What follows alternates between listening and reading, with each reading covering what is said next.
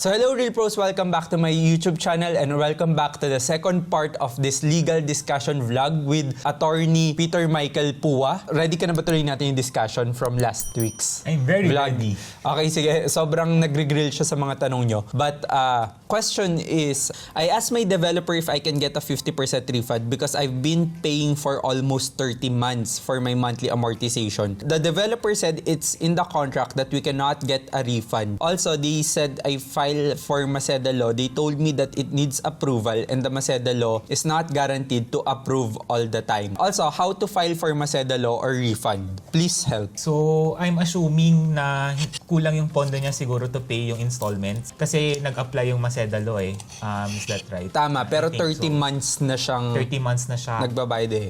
So, with that, ang assumption is walang issue dun kay developer side kasi if merong issue, just like yung example namin earlier, kung hindi siya nag-comply dun sa certain stipulations na nandun sa approved plan, you can actually apply PD 957 and that would entitle you to get a full refund. Plus yung mga binanggit ko kanina na amortization interest, tsaka legal interest, excluding delinquency interest. Right. So if ang issue is with the developer, yun yung i-apply mo, PD 957. If ang issue mo naman is wala kang pang-down, Hindi mo na kaya ituloy. Hindi mo na kayang ituloy yung installments mo, mag-a-apply dyan yung Maceda Law, just like what is being asked here. So, yun yung assumption ko na hindi na niya mabayaran yung succeeding installments niya. And since 30 months na siya nagbabayad ng installments, entitled na siya for a grace period of 30 days for every year of installment. So in that case, kung 30 months na siya, titled siya to at least 60 days na grace period para bayaran yung na-miss niyang installment without incurring interest dun sa unpaid portion. However, this right entitles the buyer to avail of this right only once every 5 years. So ang second right niya under the Maceda Law, assuming nakabayad na siya ng 2-year installments or 24 months installment under the CTS, that would actually entitle yung buyer na hindi na niya kaya bayaran yung installment to a refund. Partial refund lang naman. Yung refund is assuming ang nabayaran na niya is 2 years hanggang 5 years na worth of installment under the CTS, that would entitle him or her to a refund of 50% nung total payments niya. But in cases where nag-exceed na siya ng 5 years, assuming 6 or 7 years siya hindi na makabayad, that would entitle him or her to an additional 5% per year of installment. So kung 6 year, 55% na yung marirefund sa'yo, or 7th year, 60% nung total payments mo. But in all cases, sa example ko, hindi siya mag-exceed ng 90% ng total installments paid mo. As a protection then, of course, dun sa developer. Sa developer. Oo. So, ibig sabihin, hindi talaga totoo yung sinabi sa kanya na hindi maa-approvean yung Maceda Law niya. Tama? In a way, kasi we have to check din kung meron ka bang missed out payments. Kasi for these provisions to apply, assuming nagbayad siya, si buyer, nag-lapse na yung grace period na diniscuss natin earlier, which is 30 days for every year of installment, di ba? That would disqualify yung, yes, yung buyer from availing of yung benefits under this provision. Yes. Pero attorney, paano mag-apply ng Maceda Law? Ano lang ba to? So developer lang ba to? Tapos pag hindi ka nila in-entertain, doon ka pwede gumawa ng legal action against them because hindi sila sumusunod sa Maceda Law. In general, as a condominium buyer na gusto ko i-refund through Maceda Law, ano bang process nito? Ang rule is, 'di ba, kung in cases where meron default na nga yung buyer, hindi na siya makabayad, and that would actually qualify him or her to avail of the benefits or rights under the Maceda Law, kailangan niya mag-file ng due notice doon kay developer na he or she wanted to avail of yung provisions or benefits nung Maceda Law, particularly yung cash surrender value, based on dun sa percentage na diniscuss natin earlier, as well as yung number of months or years na nabayaran na niya. So, yun, kailangan niya mag-notify dun sa developer. And in cases where hindi siya pansinin, just like this scenario, dun pa lang siya pwedeng mag-file ng complaint kay DHSUD. Yung provisions ng Maceda Law also entitles yung agreed party to certain remedies na pwedeng mag-file ng criminal complaint Okay, because hindi compliant sa law si developer. Yes, Correct. yes. Okay, attorney, since nasa na rin tayo, Maceda Law, here's another follow-up question dito. Or is another question related sa Maceda Law, the topic. Sabi niya, question po, we're filing the Maceda Law but the developer is asking for terms. They want to pay 50% down and 50% spread for 12 months. Can the developer do this or can we ask the developer to pay us 100% in full? Well, under Maceda Law, di ba, in cases where the buyer can no longer pay the remaining installments and assuming nakapagbayad na siya ng 2 years worth of installment or 24 months worth of installment, that would entitle him or her to the cash surrender value as discussed earlier. However, di ba ang process is magsaserve ng notice of cancellation si developer dun sa buyer and at the same time, mag-a-apply lang yung cancellation 30 days after ma-serve yung notice and dapat meron ng kasamang full payment nung cash surrender value yon. So, hindi pwede yung sinasabi niya na may installment 50% yung lump sum upfront na payment nung CSV and 50% is spread over. Tama. So, in that case, hindi pa talaga siya canceled kasi hindi nabayaran ng buo yung CSV. Okay, or yung cash surrender value. Oo. And may provision sa Maceda Law, di ba, na any other stipulations to the contrary na not in accordance with the provisions of Maceda Law, void yung stipulation na yon. Anyways, pag yung developer nga, minsan nakikiusap ka sa kanila, pwede bang 50% yung penalty and the 50% spread ayaw nila, lalagyan pa nila ng interest. Pag sila, ayaw nila, pero pag sila yung magbabayad, gusto nila. Yeah. Usually, ganun yung nangyayari. Okay. Ito, another Maceda Law question. Very interesting. Sabi na, tanong ko lang po kung anong pinagbabasihan ng 24 months sa Maceda Law. Ang brother ko hindi nakabayad before 24 months, 22 months lang, pero may balloon payment siya on the 10th month. So when we say balloon payment, it's lump sum payment or bulk ng down payment. Ang question ko po is kung literally tinitignan ng 24 months as a time measurement or kung ang naibayad po ng brother ko, which is more than monthly payments for 24 months, is sufficient para ma-apply ang Maceda Law. I think ang tinatanong niya dito is yung payment terms ng brother niya is merong lump sum every 10 months. So may mga developer na ganyan kasi kuwari nakukuha yung bonus. Pero meron namang ibang buyers ng the same property na yung monthly payment nila is 24 months. Staggered, kunwari. Mas malaki pa rin yung nabayad niya kahit 22 months lang kasi nga kinuha niya yung payment plan na may lump sum.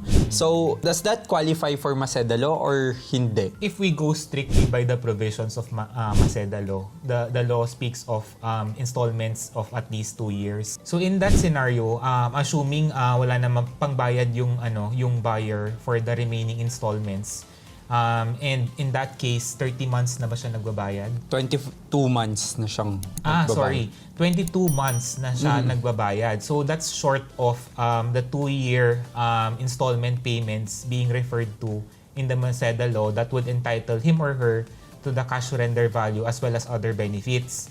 So in that case, notwithstanding na merong balloon payment every 10th month of every year, I think the law contemplates a scenario wherein installments ang tinutukoy niya, not the total amount. And we go back again to the stipulations indicated in the contract to sell. Kasi may naman yun di ba? Naka-stipulate yun kung magkano babayaran mo per month. Tama. So if we count yung total stipulations na nakalagay doon, bilangin mo 24, that would be considered yung installments mo doon sa 2-year period. Not because merong balloon payment, mako-consider siya as, for example, ang double payment yung balloon payment mo, hindi yun mako-consider as dalawang installment. Pero nagigets ko yung point of view niya. Kaso months nga binibilang dito. If we compare yung CTS na sinign nung ibang buyer, di ba, as compared to what he signed, baka yung iba kasi walang balloon payment just like yung sa kanya, di ba? Again, dapat basahin natin talaga ang provisions or stipulations ng CTS. Or maybe we could bargain with the developers for a more flexible payment terms. Yung wala sigurong balloon payments, yung uniform yung monthly payments niya para ma-credit yung balloon payment nung 10th month sa as 1 or 2 installments, di ba? Okay, If we were to balance out yung payments niya. Yes, oo, tama. So may risk din pala even if you're paying more, mas tumataas yung risk mo technically. Pero Kasi ang good side nun siguro, kung assuming wala kang maging problems dun sa source of fund mo for paying the installments, edi mas magaan ka sa dulo, of course, diba? and for sure, Oo. may discount yun. May additional discount yun kasi mas malaki yung equity na probably 5% for example. So, yun. Pero very good point din yung ano niya. Okay, sige, attorney, break muna tayo kasi mainit yung discussion. So, gagawa muna ako ng tako. Yan. So, nakita mo, Tori, ang dami talagang problem pag bumibili ng real estate, lalo na pag hindi masyadong financially prepared or hindi ka rin talaga familiar sa mga laws. Lalo na pag hindi ka nagbabasa ng contracts, for example, nagkakaproblema ka talaga. Kasi hindi mo alam kung ano yung kailangan mong sundin, di ba? As to the timeline ng payments, Oo, kung magkano tama. yung kailangan mo i-allot for that month. Di ba? Dapat documented yun sa atin. Yung sa akin nga, naka-Excel pa siya para alam ko kung kailan yung Tama. deadline mo. Oo, Ayan, oo. oo. Especially if marami kang ininvestan, di ba? I think yun na talaga yung pinaka-ano dito. Before you invest, make sure okay yung finances mo. Kakagat na ako. Kalat. Dapat naririnig ng mga tao kasi mukbang. Nasira yung tako ko. Okay, so attorney, so ang dami talagang problems ng mga taong bumibili ng condominiums, no? So like, if gusto lang mapadali yung buhay nila and they need help in solving their problems, dahil nga na-discuss natin na mas madali talaga if merong legal help, saan kanila pwede makontak if they're interested to avail your service? So you can contact me at attorney.peter.pua@gmail.com. Okay, yan. Resume tayo. So, next question is, sabi niya, "Hi, hello. What will happen if the buyer dies with the pre-selling paying period before the turnover period? What can be done?" Sabi. So, ibig sabihin, hindi pa na-turnover unit, pre-selling pa lang. Siguro, 30 months ka pa lang nagbabayad out of 60 months and then namatay yung bumili ng property. I think yung heirs nung deceased should be able to continue with the payment in case na namatay nga yung original buyer at the pre-selling stage. Okay, so yeah, so may right yung heir i-continue, ipagpatuloy. Pero I think in case na ayaw na may pagpatuloy kasi obligation yung dating sa kanila, I think madi-dismiss na yun, ma-forfeit yung property. That's why it's very important to have insurance, no, as protection. Let's say for example, kung 7 million yung value ng property mo, it's important to have an insurance then worth 7 million para at least in case may mangyari sa'yo, hindi ka na mag-iwan ng obligation, hindi mahihirapan yung heir mo bayaran yun. At least somehow na fully paid pa yun. So hindi naman siya required kasi wala pa siyang mortgage redemption insurance kasi hindi pa siya under ng bank loan, pero of course, it's better na meron kang parang security blanket. Protection din. Protection para hindi sayang yung mga nabayad mo. Especially if nangyari to, patapos ka na, nasa 50 plus months ka na out of 60. Diba? It's very important to have that. I think that's the best answer dun. Okay, ito, sabi niya, sana ma-discuss nyo din po about penalties ng mga late payments. Does a buyer have the right to waive the penalties? Lalo na kung fully paid na and late yung turnover sa part ng developer. So, medyo madaming nangyari dito, no? So, number 1, delayed siya ng payment. That's why nag-incur siya ng penalties. Yes. So, number 2, delayed din yung Turnover ng developer. Oo, Yes. late yung turnover ng developer. So, in a way, para silang in pari delictos, which means they are both at fault. I think in that scenario, rather than yung buyer, i-cancel niya yung contract niya with the developer just because late yung pag-turnover sa kanya, maybe the buyer can actually use that as a leverage na late yung pag-turnover sa kanya and ask that the penalties be waived. So, I guess it's all about negotiations. Yes. Din talaga. Case to case din, and it would actually depend on how you converse or discuss with the developer para mapawaive yung penalties na yun. So, as a negotiator, dapat ba aggressive ka pagdating sa developer? Dapat ba madrama email mo? Or ano sa tingin mo? Ang pinaka-effective way I to do think this? there's no one clear rule for all developers. Iba-iba yan, of course. So, depende din sa paano kanila in-approach, assuming nangyari na nga ito. So, case-to-case basis siya. Depende kung sino yung kausap mo din sa developer side. Tama. Okay. So, ito naman, sabi dito, need ba talaga na dumaan sa agent to buy a unit? Some years ago, I was interested in a pre-selling condo and contacted the website of the developer directly to set a meeting. Instead of their company employee, the person they sent was an agent. He showed me the unit offerings and we signed the reservation then and there, and that was the last time I ever saw him.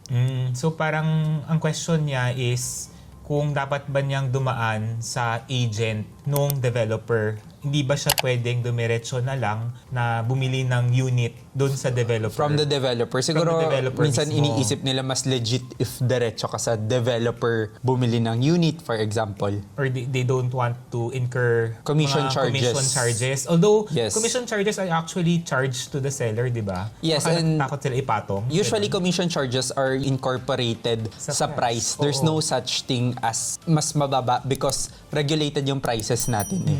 So sa marketing ng properties, lahat yan nakapasok leading towards the total price of the property. Pero I think dito, like in terms of legality, sino ba talaga pwede magbenta ng condo, for example? So, di ba, under the RESA Law or Real Estate Service Act, ang pwedeng magbenta ng condominiums are salespersons na under the supervision of a broker. So, yung salesperson dapat accredited din siya ng PRC, di ba? Dapat meron din siyang registration with DSUD. And before ka pa talaga makapagbenta, dapat the profession is heavily monitored. Yun siguro yung relief na makukuha ng buyer when he or she deals with a registered na salesperson. Important din siguro na if we transact with real estate salesperson, sila na yung bahala sa documentation, di ba? And make sure everything is in order. Right. So, I think yun yung pinaka-important dito eh. Regulated dapat yung seller mo para in case na takbuhan ka, for example, or hindi ka na makita. Kasi usually yung mga regulated agents or regulated salesperson, usually yung mga yan, pinaalagaan nila yung license nila. Of course, oo. Diba? So, I think that yun yung pinaka-important. So, ito naman about tax. No? Tsaka Which is, if I may add also, ang mga broker as well as yung mga real estate salesperson, they are actually filing bonds with the PRC as well as the DSUD. So, merong pinanghahawakan din yung government for them para ma-ensure nila yung natama yung ginagawa ng mga broker as well as salesperson. Tama, correct. Okay, so ito naman, tax question, which happens to be your expertise. I am curious to know your opinion about the 12% VAT imposed by Train Law for buying property. So ano raw opinion mo dito? So under Train Law as well as the 1997 tax code, ang exemption ng 12% VAT are those covered by yung socialized housing, number 1. Yung number 2, kapag binenta siya not in the ordinary course of business. But in this case kasi, kung ang developer ang nagbenta, that's presumed na in the ordinary course of business siya. So that would make it subject to 12% VAT. The Train Law actually lowered yung threshold for exempt na mga transactions regarding sale ng real estate. The lawmakers actually deem it fit na babaan yung threshold in order to generate more income sa government so that it could defray yung mga expenses ng government dun sa projects nila on build. Infrastructure. Yung mga Yes. So, assuming you're a business owner, di ba, and the property is named dun sa business, you can actually use yung output VAT na pinasa sa'yo nung developer as part of your input tax that you could use to credit against your output tax when you pay your VAT. Or sometimes tax shield kung practicing professional ka, for example. So may pros and cons din naman talaga siya. Right now kasi because we have the housing backlog and mahirap na nga bumili ng property tapos lalagyan pa ng 12%. So I think yun na nga may pros and cons itong Train Law na to. Kaya hot issue siya. Kaya I don't think it's being fully implemented as of the moment. Although also we have to take note that 'di ba yung Train Law brought us changes, particularly dun sa graduated tax table natin for individuals. Right. Lumaki yung take-home pay natin dito sa Pilipinas. Yes, lalo na for middle income earners. Yes, oo. Kasi naiba yung bracketing na nakalagay sa tax code natin eh. Okay, so I guess that's all the questions that we have for today. Medyo mahaba na tong vlog na to, medyo mahaba na tong discussion na to. But thank you very much, Attorney Peter Michael Pua, for joining us today in this vlog. Now, we learned a lot. Sobrang insightful and sobrang dami namin natutunan. So I'm very pleased to be invited dito sa vlog ni Richard, no? Especially dun sa mga nanonood sa inyo, sa Real Pro natin. Yan. I'm glad to be of service and help sa mga may problems sa real estate as well as tax. Yeah. So for sure, marami pa sa inyong question or merong tanong dyan na based sa discussion namin. Comment lang kayo yung sasagutin ni Attorney Peter yan sa comment section below. Of course, don't forget to give us a big thumbs up. Don't forget to follow. Don't forget to connect with me on my social media. And of course, subscribe to this YouTube channel. So again, this is Richard C., your real property expert. And I'll see you real soon.